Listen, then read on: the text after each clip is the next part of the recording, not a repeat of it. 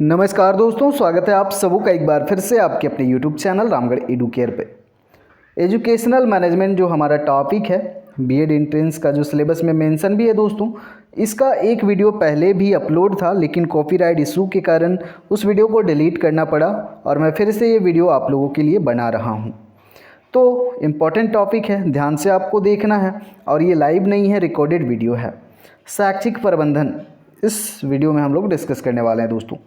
किसी भी कार्य को पूरा करने के लिए, कोई भी कार्य हो, कार्य का हम सबसे पहले हमारा क्या होता है, किसी भी कार्य का उद्देश्य होता है साथियों। और इस उद्देश्य को प्राप्त करने के लिए हमें सुव्यवस्थित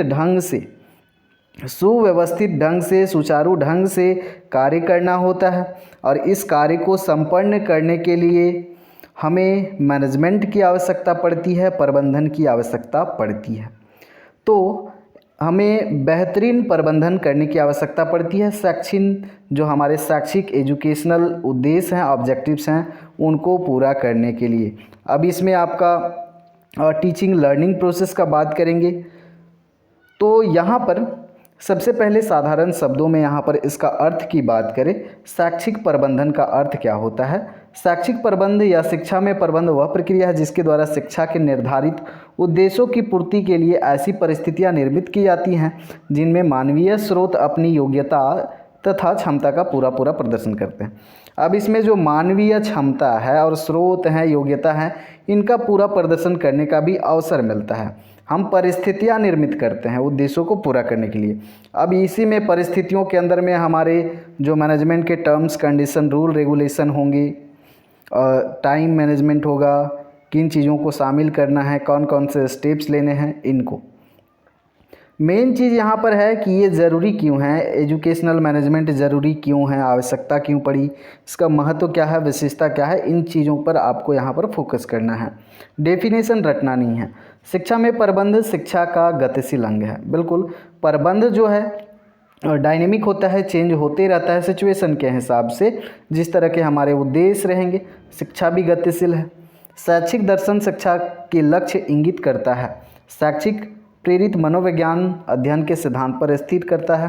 शैक्षिक प्रबंध संबंधित बातों को कार्य रूप में परिणित करता है। इसको बेहतर ढंग से समझने के लिए कुछ यहाँ पर परिभाषाएं हैं। हेनिर फेयल के अनुसार प्रबंध के अर्थ पूर्वानुमान लगाना, योजना बनाना, संगठन करना, निर्देश करना, समन्वय करना तथा उस पर नियंत्रण भी करना है। अब देखिए, ये जो मैनेजमेंट का काम कर रहे हैं, हम पूर्वानुमान करते हैं, अनुमानित रहता है और अनुमानित उद्देश्य रहते हैं, उसके हिसाब से योजना बनाते हैं, संगठन इंस्ट्रक्शन, फिर उनके साथ समन्वय स्थापित करते हैं और उनको कंट्रोल भी रखते हैं, नियंत्रण भी करते हैं। बाकी और भी डेफिनेशंस हैं, कंक्लूजन पे आएंगे। डेफिनेशंस आपको सिर्फ समझने के लिए है। इस प्रकार स्पष्ट होता है कि शैक्षिक प्रबंध एक ऐसी कला और सुव्यवस्थित वैज्ञानिक प्रक्रिया है जो किसी संस्था के पूर्व निर्धारण उद्देश्यों की प्राप्ति में नेतृत्व करने में सहायता करता है, मार्गदर्शन करने में भी सहायता करता है। सिंपल सी बात है। इसके यहाँ पर देखेंगे साथियों, इसके महत्व, इम्पॉर्टेंस देखेंगे एजुकेशनल मैनेजमेंट के क्या क्या महत्व हैं। शिक्षा की नीतियों और योजनाओं को निर्धारित तथा निर्मित करने, क्रियान्वित करने तथा उनका मूल्यांकन करने में ये मदद करता है। शिक्षा में स्थायित्व और निश्चितता लाने लिए मदद करता है। शिक्षा के कार्यों में कुशलता, सुगमता तथा सरलता उत्पन्न करने में भी मदद करता है। शिक्षा पर नियंत्रण रखने तथा पर्यवेक्षण करने के लिए मदद करता है। छात्र में व्यक्तित्व का सर्वांगीण विकास करने के लिए भी मदद करता है। सर्वांगीण विकास, ओवरऑल डेवलपमेंट, जितने भी विकास के पहलू हैं, छात्रों तथा शिक्षकों दोनों की उपलब्धियों में वृद्धि करने का अवसर मिलता है। अब छात्रों को मैनेजमेंट के द्वारा वृद्धि तो मिलता ही उपलब्धियों में, साथ ही साथ अच्छे मैनेजमेंट करने का अवसर शिक्षकों को मिलता है, तो उनमें स्किल्स भी डेवलप होते हैं। शिक्षा में व्याप्त अपव्यय एवं अवरोधन को दूर करने के लिए भी है। अब शिक्षा में जो भी अवरोधन बाधाएं आ रही हैं, अच्छे मैनेजमेंट से इनको भी दूर किया जा सकता है। जितने भी मानवीय भौतिक संसाधन हैं, इनको क्रियाशील बनाने की अवसर मिलता है। शिक्षा की संपूर्ण प्रक्रिया को व्यक्ति और समाज दोनों के हित में संचालित करने के लिए भी ये आवश्यक है। विद्यालय का वातावरण मनोवैज्ञानिक बनाने और साधनों, उपकरणों तथा आवश्यक सामग्री को उपलब्ध कराने के लिए भी ये आवश्यक है। अब इसके क्षेत्र देखें। पहला जो क्षेत्र है आपका नियोजन का क्षेत्र है। अब ये पूरी चीज़ें आपको PDF में मिल जाएंगी, तो पूरा आप चाहे तो स्टडी कर सकते हैं, लेकिन सिर्फ स्टेप्स आपको जानने हैं। इसका क्षेत्र नियोजन है। नियोजन के बाद में दोस्तों लक्ष्यों का निर्धारण किया जाता है। लक्ष्यों के अनुरूप ही हम यहाँ पर नियोजन करते हैं। उसके बाद मानव शक्ति नियोजन, जो भी मानवीय शक्ति की आवश्यकता है, मानवीय श्रम की आवश्यकता है, किस प्रकार यूज में लाया जाए मानव शक्ति को मैनेजमेंट में, तो उस पर यहाँ पर बात करता है। आगे है शिक्षण संस्थाएं। शैक्षिक प्रबंध का कार्य शैक्षिक संस्थाओं के लिए ही किया जाता है, क्योंकि शैक्षिक प्रबंध अपने उद्देश्यों एवं लक्ष्यों की प्राप्ति शिक्षण संस्थानों के माध्यम से ही प्राप्त कर सकती है। शिक्षण संस्थाओं की व्यवस्था, कुशलता, क्षमता आदि से संबंधित सारे कार्य इसके अंतर्गत आते हैं। उसमें शिक्षण संस्थाओं का संगठनात्मक ढांचा, उनका नियंत्रण, निरीक्षण सभी आ जाता है। फिर आ जाता है आपका प्रशिक्षण का कार्य। प्रशिक्षण भी प्रबंध का एक महत्वपूर्ण क्षेत्र है। अब जो वहाँ पर मानव या व्यक्ति शामिल हैं मैनेजमेंट में, उनको ट्रेन किया जाता है, क्योंकि प्रशिक्षण के द्वारा मानव शक्ति अर्थात शिक्षकों एवं शिक्षा से संबंधित अधिकारियों के उद्देश्यों की प्राप्ति के अनुरूप तैयार किया जा सकता है। प्रशिक्षण के द्वारा उनके कौशल एवं तकनीक समझाई जाती है, उनको कौशल स्किल सिखाया जाता है। अच्छे कौशल एवं तकनीक के द्वारा कम श्रम कम समय में सफलतापूर्वक शिक्षा के उद्देश्यों की प्राप्ति की जा सकती है। मतलब कम से कम समय में, स्मार्ट वे में, कम श्रम में उद्देश्य जो है हमारे, उनको पूर्ण किया जा सकता है। इससे नेतृत्व का अवसर मिलता है। नेतृत्व शैक्षिक प्रबंध का महत्वपूर्ण क्षेत्र है। इसमें विद्यालय प्रमुख या विद्यालय नेतृत्व के साथ साथ विभिन्न प्रकार के शैक्षिक कार्यक्रमों में नवीनता के प्रति रुचि रखने वालों की भूमिका भी आती है। आज शिक्षा के क्षेत्र में अनेक अभिनव प्रयोग हो रहे हैं, अतः यह सारे अभिनव प्रयोग अच्छे नेतृत्व पर ही निर्भर करते हैं। तो अच्छा लीडरशिप होना अति आवश्यक है। इस प्रकार उपरोक्त बिंदुओं के आधार पर स्पष्ट होता है कि शैक्षिक प्रबंध का क्षेत्र बहुत विस्तृत है। इसको सीमाओं में रखना या इसके साथ न्याय नहीं होगा, क्योंकि आज शिक्षा की आवश्यकता एवं महत्व जिस तेज़ी के साथ बढ़ता चला जा रहा है, उसी तेज़ी से शिक्षण संस्थाओं की आवश्यकता एवं महत्व भी बढ़ता जा रहा है। इसके कारण शिक्षण संस्थाओं की संख्या, महत्व में भी वृद्धि होती जा रही है। अतः शैक्षिक प्रबंध को क्षेत्र संपूर्ण शिक्षा जगत से जुड़े हुए विभिन्न पहलू भी हैं।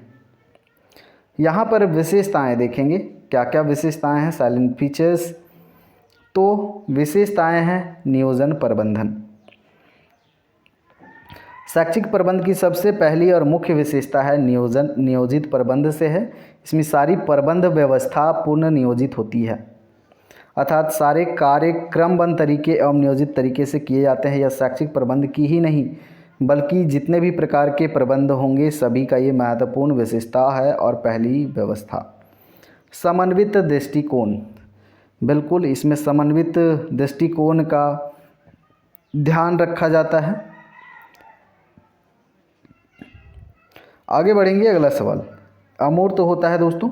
शैक्षिक प्रबंध अमूर्त भी माना जाता है। इसका कारण यह है कि शैक्षिक प्रबंध में हमारे कार्यों की सफलता का ज्ञान बहुत समय बाद लगता है। अतः प्रबंधों में तो सफलता का पता कुछ समय बाद ही लग जाता है, लेकिन शैक्षिक प्रबंध में बालकों को इतनी सफलता मिली, इसका ज्ञान काफ़ी समय बाद पता चलता है। इसकी यह विशेषता मानी जाती है कि यह अमूर्त है। उद्देश्य पूर्ण होता है। बिल्कुल बिना उद्देश्य के हम तो यहाँ पर प्रबंधन कर ही नहीं सकते, मैनेजमेंट कर ही नहीं सकते। तो ये सिंपल सी बात है, ये उद्देश्य पूर्ण होता है।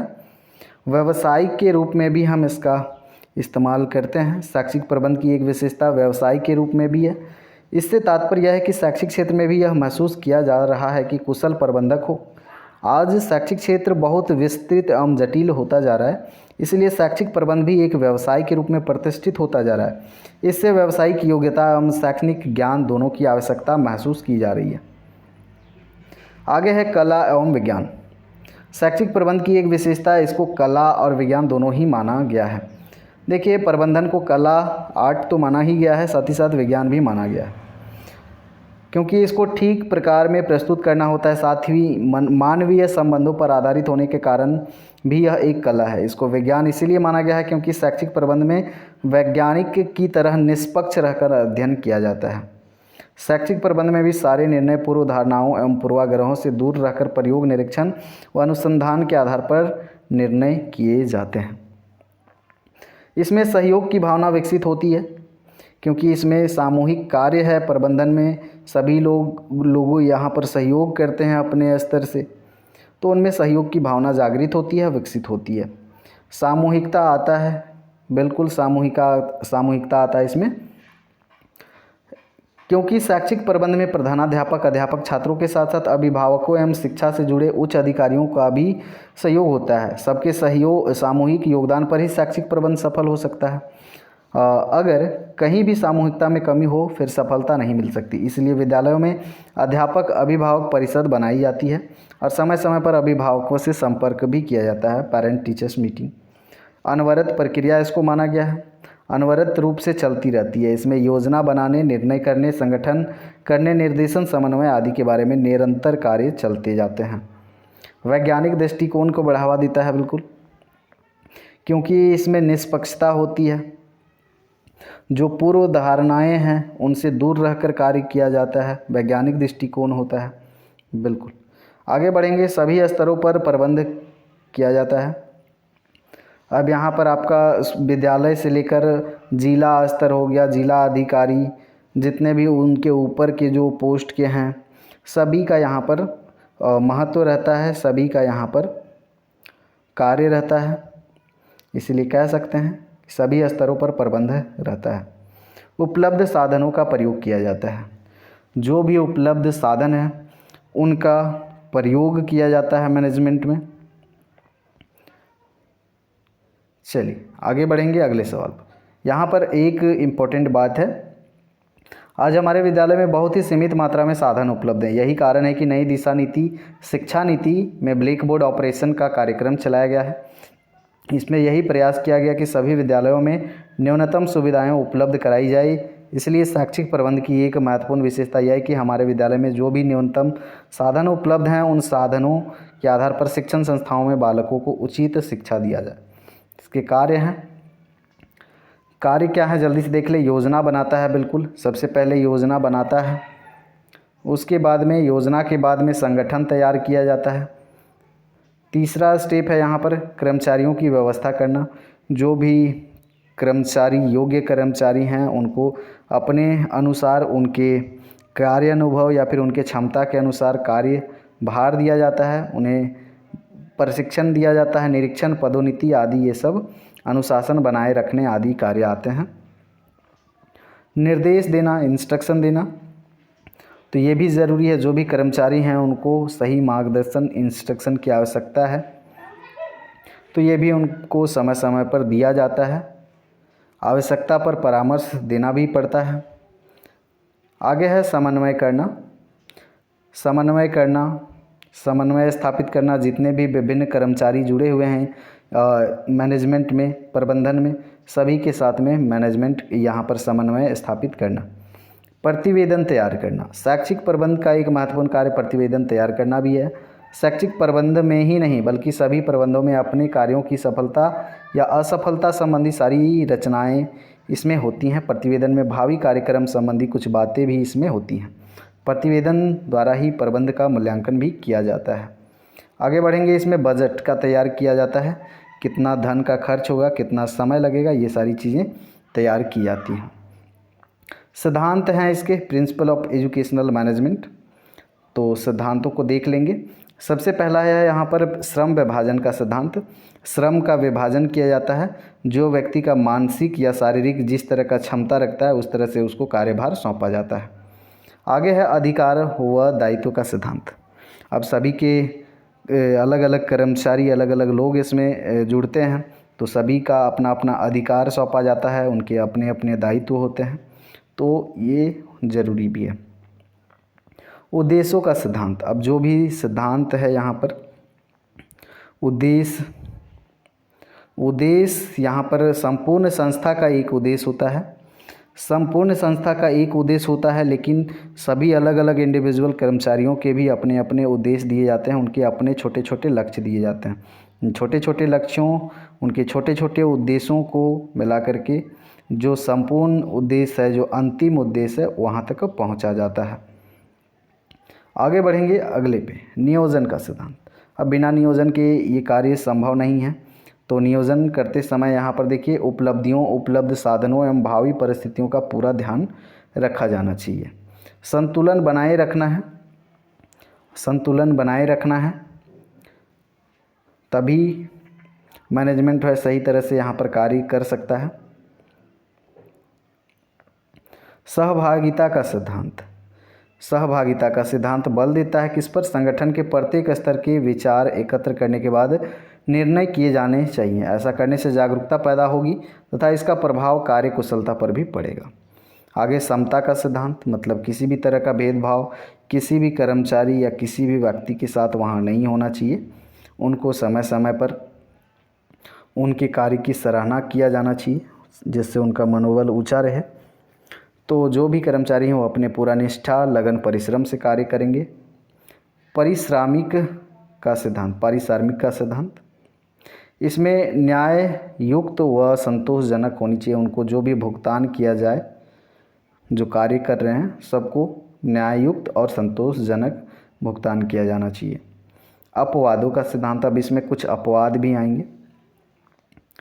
इस सिद्धांत के अनुसार प्रबंधक के सम्मुख वे ही समस्याएं आनी चाहिए जो नीति संबंधी हो, अन्यथा छोटे मोटे निर्णय में उनका समय नष्ट होता है तथा दूसरी तरह अधीनस्थों को कार्य निष्पादन में बार बार रुकावटों का सामना करना पड़ता है। आगे है सहकारिता एवं संघ शक्ति की भावना का विकास।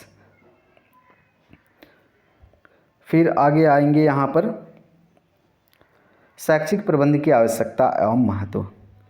तो आवश्यकता क्यों है, महत्व क्या है? नियोजित विकास द्वारा निर्धारित उद्देश्यों की प्राप्ति हेतु ये आवश्यक है। जो भी नियोजित विकास हमें चाहिए या निर्धारित उद्देश्य हैं उनको प्राप्त करने के लिए ये आवश्यक है साथियों। आगे बढ़ेंगे, शैक्षिक उत्पादन की गुणवत्ता में वृद्धि करने के लिए हमारा जो भी शैक्षिक उत्पादन है, जो भी रिजल्ट हमें मिल रहे हैं, उनका जो क्वालिटी है उसमें ग्रोथ लाने के लिए ये आवश्यक है मैनेजमेंट। आधुनिक वैज्ञानिक एवं तकनीकी आविष्कारों का लाभ उठाने के लिए, बिल्कुल अगर मैनेजमेंट करेंगे तभी हम वैज्ञानिक दृष्टिकोण, नए आविष्कार जो आधुनिक चलन में चले जा रहे हैं उनका यहाँ पर लाभ उठाने का अवसर प्राप्त होगा।